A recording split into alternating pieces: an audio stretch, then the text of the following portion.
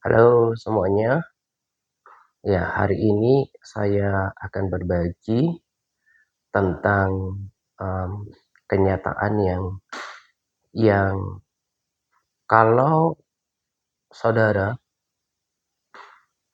bergabung atau aktif di berbagai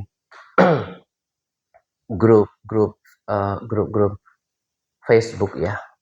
Yang saya maksudkan adalah grup-grup eh, rohani ya di Facebook ya. Saya yakin eh, saudara tahu apa yang saya maksudkan gitu ya. Ada banyak grup-grup rohani Kristen di Facebook gitu ya. Bahkan sekarang ini saya malah memperhatikan ada banyak juga halaman-halaman gitu ya. Nah, ketika dulu saya bergabung di grup-grup eh, rohani Kristen, eh, ketika awal memulai pelayanan 2015, saya itu begitu apa ya, greget gitu ya. Maksudnya itu eh greg apa ya, hati saya itu eh eh, hancur gitu ya. Maksudnya itu apa ya, terlalu eh intens ya. Maksudnya itu terlalu eh kuat ya itunya, tone-nya. Tapi ya memang gitu sih. Maksudnya itu prihatin aja deh yang lebih normal.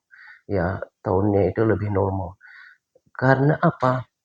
Yang dibagikan di dalam grup-grup tersebut eh, adalah misalnya cuma gambar Yesus, katakan amin gitu ya. Siapa yang diberkati, amin. Yesus adalah Tuhan, adalah misalnya Yesus adalah Tuhan, amin. Kayak gitu saja eh, eh, warna daripada posting-posting di grup rohani gitu ya.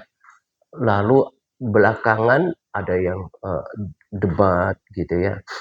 Lalu ada lagi yang malah yang eh, terkesan konyol gitu ya. Bagi-bagi foto. Sekilas orang berpikir, what's wrong with that? Gak ada yang salah dengan itu. Tapi maksudnya kalau kita membangun kerohanian ya, eh, itu akan berbicara pada umumnya tentang firman Tuhan gitu ya. Nah, kita sudah akrab dengan PA. Nah, pemahaman Alkitab harusnya, dan juga posting atau video yang memang berbicara tentang pertobatan, ketaatan, kekudusan hidup, kebenaran, ya, yang membangun iman. Ya, let me put it this way. Saya akan menggambarkan kepada saudara, just like our physical body, ya sama kayak tubuh kita. Tubuh kita ini, ya kan, ya saya akan ulang-ulang supaya semakin akrab ya. Saudara yang lihat di video ini adalah this is my physical body. Ini adalah tubuh fisik saya, ya. Di dalam saya itu ada jiwa, ada roh, ya. Dan itu kenapa nanti ketika kita di surga, ya, kita akan saling uh, mengenal, ya. Kiranya kita semua masuk surga gitu ya. Karena apa? Because basically our image will not change, ya. Karena pada dasarnya uh, uh, ya gambaran kita atau ya tentang diri kita itu nggak berubah. Hanya kalau di surga itu bukan uh, our physical body, bukan tubuh jasmani kita, tapi manusia rohani. Nah, and I'll continue this.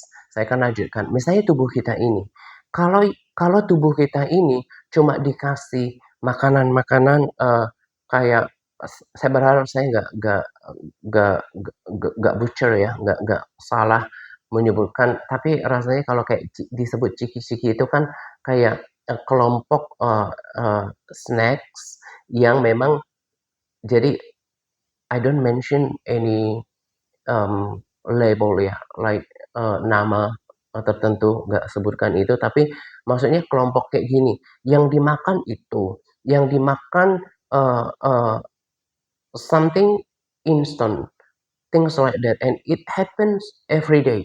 Yang dimakan itu yang kayak ciki-ciki, yang instan-instan, yang yang lah, unhealthy food, ya makanan-makanan yang nggak sehat.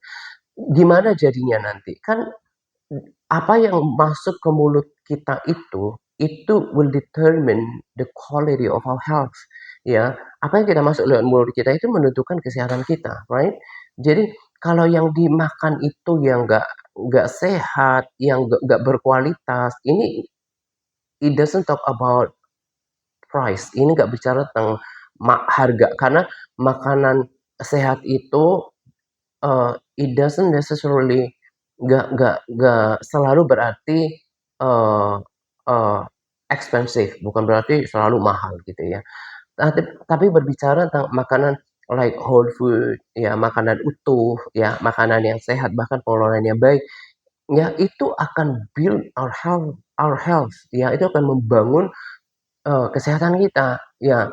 In the same way, dengan cara yang sama, ya kan saya udah bilang, inside of us, di dalam kita, there are there are our spiritual man, ya, like inner being. Ada manusia rohani kita yang juga harus dikasih makan.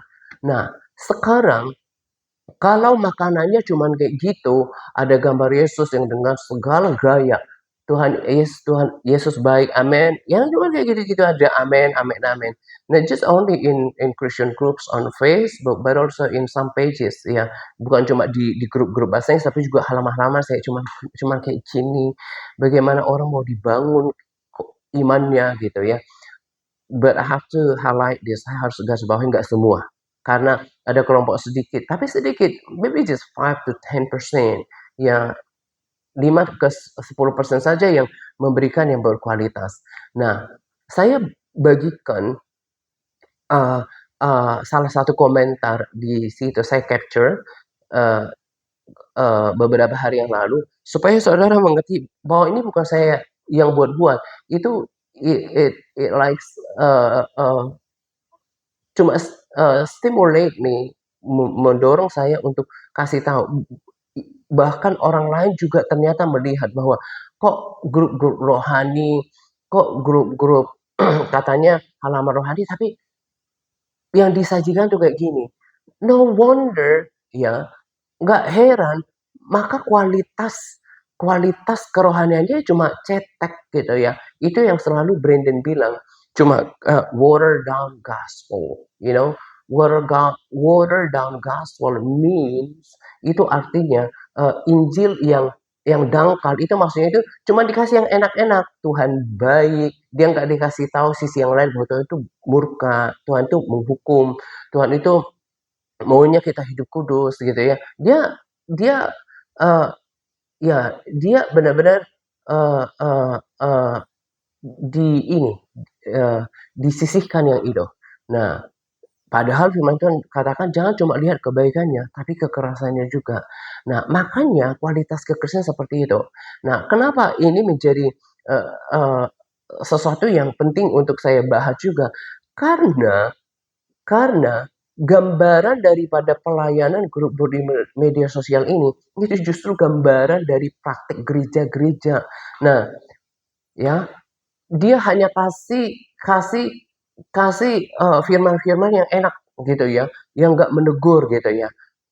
There are many reasons, ya, ada beberapa alasan. Mungkin juga pelayan Tuhannya itu takut jemaatnya tersinggung, lalu nggak datang ke gereja lagi, bahkan nggak pindah gereja.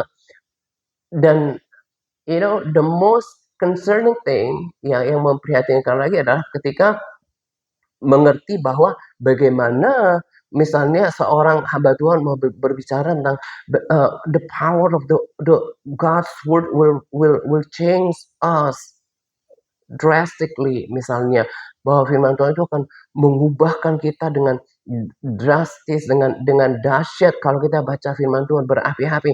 Kalau dia sendiri nggak hidupin itu gitu ya. Nah, itu yang bagi saya itu, come on, kalau melayani itu what is your goal? Apa sih tujuannya Anda itu melayani? Makanya di dalam pikiran saya itu ya cuma organisasi kerohanian gitu ya. Organisasi kerohanian, and not just only a few in my understanding, from what I understand. Yang saya pahami bukan cuma hanya sedikit, yang bahkan punya motivasi kenapa aktif di gereja. Saya nggak nuduh ya. I just talk about fact. Saya cuma bicara tentang fakta gitu ya. Nah, itu yang membuat orang orang orang nggak bertumbuh. Yang disuapin cuma makanan yang kayak gitu, bahkan kirim-kirim foto.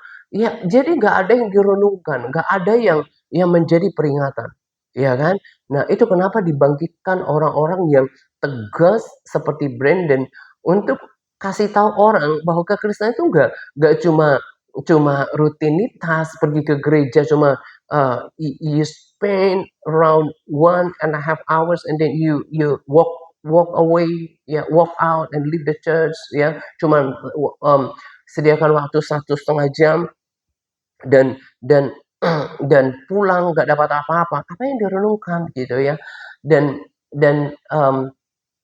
tetap sama, nggak ada yang berubah gitu ya. Saya bersyukur sekali untuk apa yang Tuhan, saya selalu bilang thank you Jesus for calling me for such a time as this. And I embrace your assignment gitu ya. Saya terima kasih sudah panggil saya di waktu seperti ini dan saya menerima baik panggilannya karena ini yang benar-benar menyala-nyala di dalam diri saya, mmm, keprihatinan yang dalam, eee, dengan praktek kekristenan yang gak diberikan makanan rohani. Dan seperti yang saya, often say that saya malah bersyukur Tuhan berikan saya platform yang seperti ini, punya punya mimbar yang seperti ini, apalagi sekarang something new, sesuatu yang baru yang karena mungkin ya because I also use English in my videos, karena saya juga pakai bahasa Inggris dalam video saya. Eee, Facebook juga merekomendasikan kepada grup-grup yang di luar Indonesia gitu ya. Dan saya malah sekarang banyak banyak banyak, eee, grup-grupnya gitu dan terus akan bertambah gitu, yang udah direkomendasikan Facebook dan saya lihat mereka izinkan posting saya bergabung. Bahkan ada satu di luar negeri grupnya, langsung ada dari notifnya bahwa saya itu masuk mau kirimkan posting itu nggak perlu pakai izin lagi, langsung masuk seperti itu. Jadi sama kayak, walaupun nggak admin di situ, ya sama seperti kayak TRC, NTRM itu langsung bisa masuk, posting-nya. Dan kalau saya hitung, nanti kalau misalnya terus bertambah, itu akan jutaan akun yang mendengarkan apa yang saya bagikan. Dan saya memang tidak kompromi, bukan berarti nggak jaga perasaan orang, tapi kebenaran is kebenaran gitu ya, jangan dikompromi. Nah, jadi di tempat saya, in my modest place, ya di tempat yang sederhana ini, saya bisa sampaikan kebenaran ke jutaan orang dan saya cuma amazed ya, Tuhan, ya memang ya just like He first called me to start ministry ya.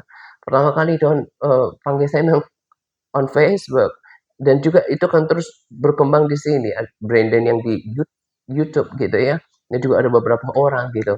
Dan saya benar-benar I'm so excited, saya sangat bersemangat untuk lakukan ini karena saya, bisa sampaikan ini kepada jutaan orang lewat Facebook. Jadi kan grup-grup itu kan, eee rata-rata kan, eee, ratusan jumlahnya, puluhan, ada yang baru, eee, ratusan ribu ya jumlahnya. Jadi kalau digabung kan jadi banyak gitu ya. Dan bahkan yang saya bilang, eee eee, not just only in Indonesia, but also in many various countries, nggak cuma di Indonesia tapi di berbagai negara. Dan saya bisa kasih tahu bahwa ini loh kekristenan yang benar. You have to read your word, ya. We have to be doers of God's word. Baca firman, juga pelaku firman. Gak cuma amin-amin untuk gambar Yesus. Karena the fact and the truth, fakta dan kebenaran, gak semua orang Kristen akan selamat. Itu kata Alkitab yang saya punya, gitu ya. Nah, jadi jadi lihatlah betapa memprihatinkannya fakta pelayanan di media sosial, dan juga itu yang saya yakin gambaran daripada, dan bukan cuma yakin, saya saksikan di kebanyakan pelayanan pelayanan di gereja gitu ya, nggak berani memberikan teguran yang seperti ini gitu ya, karena tadi berbagai many reasons as I mentioned earlier, dan berbagai alasan yang disebutkan tadi gitu ya. Saya cuma bersyukur, Tuhan, thank you. Thank you. Makanya kalau saya ingat-ingat bagaimana Tuhan bentuk saya, kan Tuhan itu merencanakan kita dengan detail. Nanti akan dikandung oleh ibu yang model begini, oleh ayah seperti ini, dan saya bersyukur Tuhan berikan orang tua yang tegas gitu ya, nggak yang nggak pernah melakukan yang nggak penting, dan juga yang teguh dalam pendirian. That was my mom. Ya, itu adalah ibu saya yang memang stern, tegas, dan itu yang saya hidupi gitu ya. Dibutuhkan keberanian untuk berbicara yang seperti ini, bahkan di antara orang Kristen yang tidur secara rohani pada saat ini. Saya cuma bersyukur bahwa itu adalah bagian daripada penyertaan and also breakthroughs in the ministry that the Lord entrusted to my life, to myself gitu ya. Itu adalah bagian daripada